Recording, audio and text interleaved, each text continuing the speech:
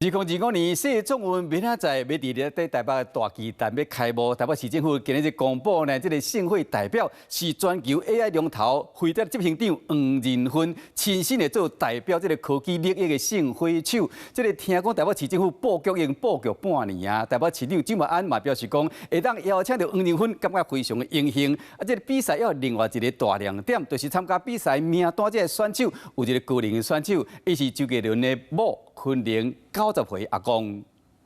What agents have to do, what digital workers have to do, number one, it has to understand content. 在这个主题演讲内底分享代理 AI， 飞碟执行长黄仁勋最近行程真满，准备来台湾参加电脑的展览，即马佮加一个全新的身份。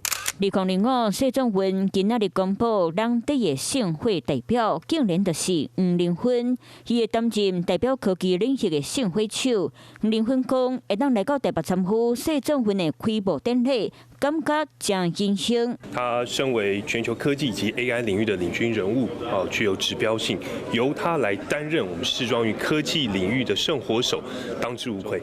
我们希望对方能感受到台北市是非常可靠、可信任的伙伴。论证黄仁勋和北市府过去都有合作经验，传出北市府布局半年，当年嘛以 Computex 张电影的身份推进两边关系，展现十足的诚意。所以黄仁勋这边嘛正阿萨里大型，啊，这边社会特点各有戏。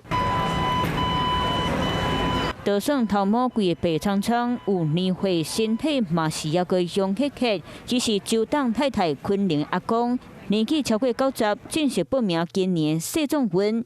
I will participate in 2 sprints, 100 metres and 200 metres, and 3 field events: the shot put, discus, and javelin.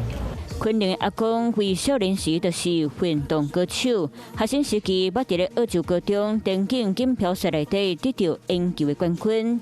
去年参加全国双青田径国际锦标赛，嘛伫咧男子80个会组100公尺的项目内底，以20秒53的成绩摕到冠军。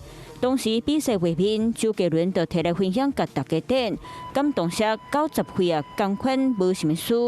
如今昆凌阿公佮一摆来比竞技赛事，体能和意志力拢输人钦佩。